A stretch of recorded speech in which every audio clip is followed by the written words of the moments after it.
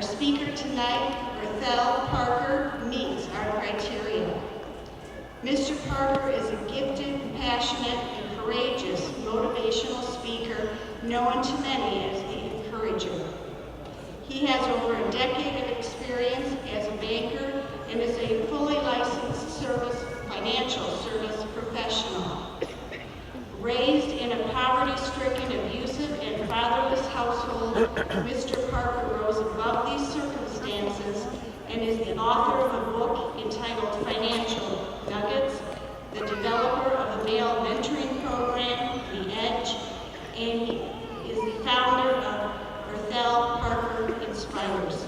Please welcome Earthel Parker.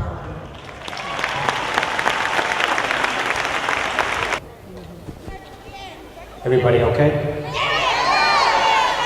Y'all all right? See, it's moments just like this when you have to say, I did it! Say it to me, I did it! Say it one more time, I did it! Stand to your feet, let them know, I did it!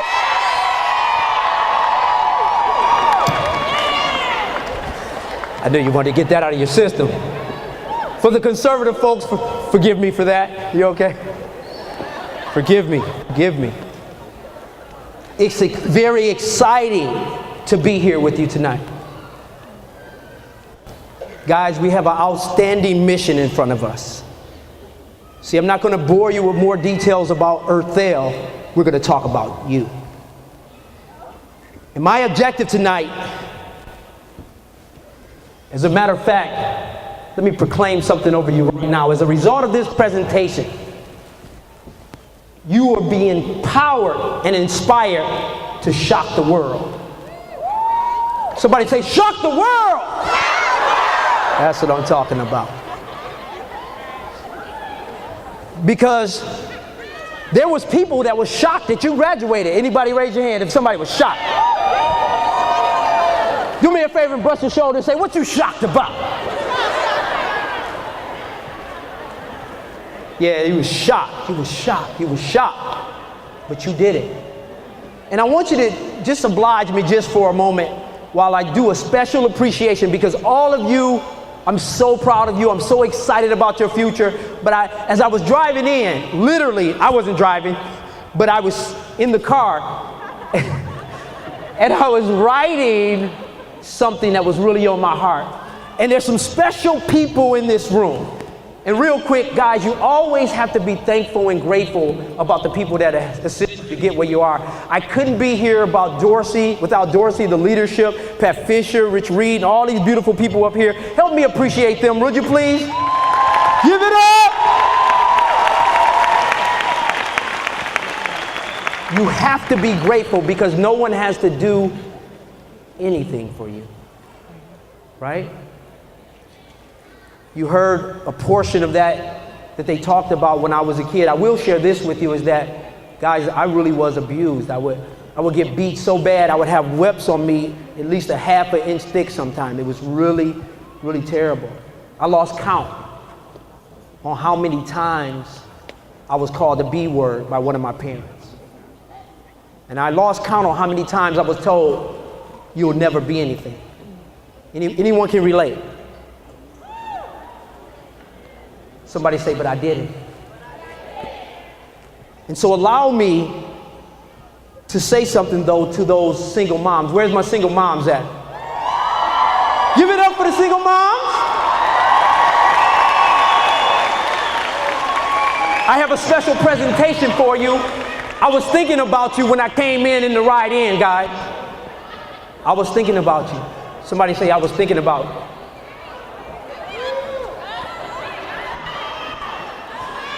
Okay. I appreciate that love. But listen, I really was thinking about the single moms. And let me tell you something. I stand here representing, I want to stand in proxy for those young people that you're going to help have a better life just because you decided to make this happen. I'm so proud of you. And so I'm not Earthel for the next few minutes. I'm that son or that daughter that couldn't be up here to share with the world how proud of them or how proud of you they are. Is that okay?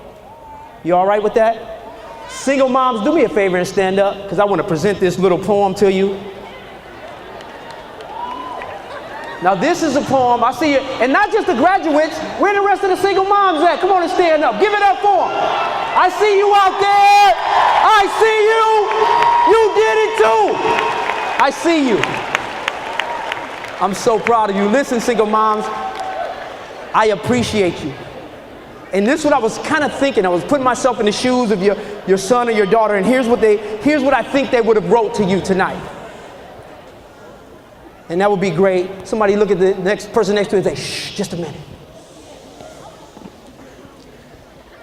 The name of this poem is Mommy, I'm so proud of you.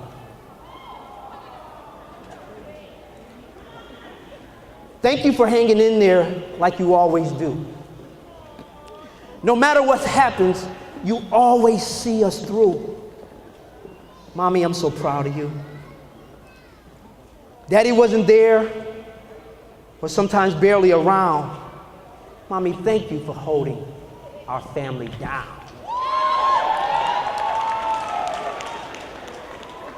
Now here you are in your beautiful cap and gown. Thanks for loving me, even when I act the clown. I'm proud of you, Mommy. Your time is now. Congratulations.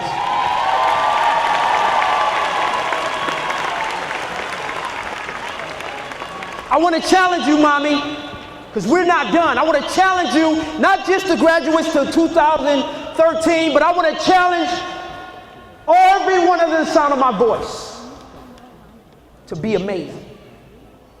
I want to challenge you to be amazing. Don't just take this education and do like many people do and fall into the category of ordinary and average.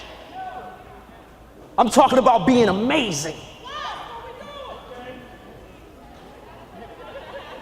Say it again. That's what a mommy is. Somebody say, that's what a mommy is. I don't want you to stop. Because you know what? Sometimes you have that temptation to not be amazing. But I want you to continue what you've been doing day in and day out. You beat the odds. I'm talking to everyone in the room. You beat the odds. And for those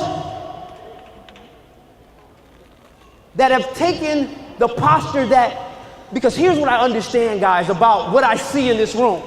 I know for a fact for some, this is your dream. And you're headed on your dream, to your dream job, and your dream occupation, your dream career, and I'm excited for it. But for some, it's a great accomplishment, but it's a stepping stone. Huh? But I'm asking you, even though it's a stepping stone, make it solid. How do you do that? Dream big. Dream big and take no prisoners. I'm talking about dreaming so vivid that you can smell the bread cooking in the house you're gonna own. You understand what I'm saying? So that you can shock the world. Excuse me for a second.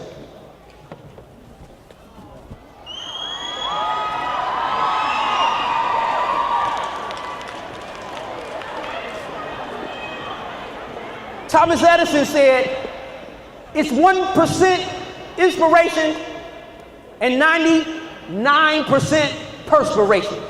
That means we have to go hard concerning our dreams. So I want to challenge you, dialysis, patient care techs, and administrative office assistants, and chefs, and every great person in this room, that when you get in there, you're the best they ever see.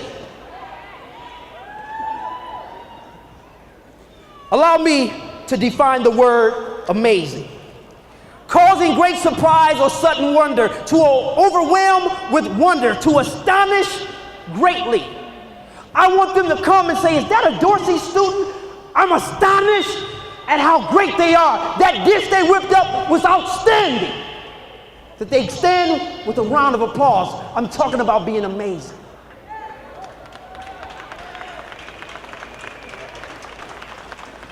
Ladies and gentlemen, many people have allowed their dreams to die.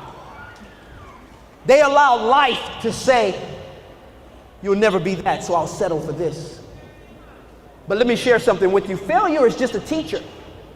Failure is just a teacher, ladies and gentlemen. It's not telling you that you can't do it. It's just telling you you can't do it like that. You hear what I said? I said, those of you out there that have big dreams, I want you to dream so vivid that you will be willing to jump in front of a moving train to save it. I'm talking about dreaming big and being amazing. I want those of you that stop dreaming to wake up and dream again. Did you hear me? Wake up and dream again. I'm speaking to everyone here. There's a quote by Aaron Rand that says, the question isn't who's going to let me, but who's going to stop me. Listen, to cease dreaming is to diminish hope. To diminish hope causes pain, and the kind of pain that only can be soothed by dreaming. So try to dream so big that you, like some, don't try to soothe the pain with drugs and alcohol, but soothe the pain with success. Soothe the pain with hard work. Soothe the pain with the same commitment and tenacity that you handled tonight. Ladies and gentlemen, I remember being told, you won't be able to do it. I remember the tears I cried in the times when I thought I wouldn't make it. And I drew a conclusion in my mind that I would never settle. Somebody say, never settle. Say, never settle. Never settle. And I'm going to end with that. There was a poem I wrote. And would you stay with me, class of 2013?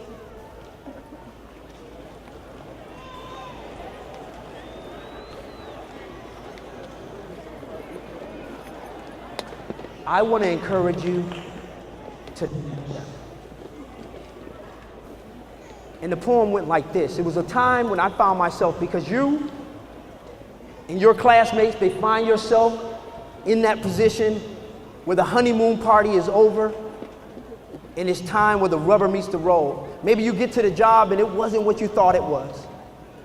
Maybe it's going to require a lot more commitment and dedication like never before.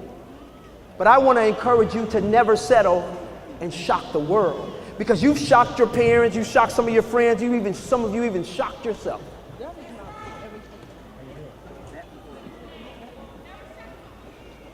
But somebody say, shock the world. Say it real loud, shock the world. One more time, shock the world. Don't you settle. Remind yourself not to settle. Gold medal, number one, second to none. Never run. Never settle. Head and not the tail. Destined not to fail. Ask me why I yell. I never settle. You see, it's my right. That's why I fight. Settling won't fulfill this great appetite. Temptations come and they try. But settling won't fulfill this for you and I. So don't you settle. Remind yourself not to settle. Gold medal, number one, second to none. Never run. Never settle. Somebody say, I'm going to shock the world. 2013, I can't hear you. I'm going to shock the world. Do it like you're spinning the globe. I'm going to rock the world. I appreciate you. I'm proud of you. Congratulations.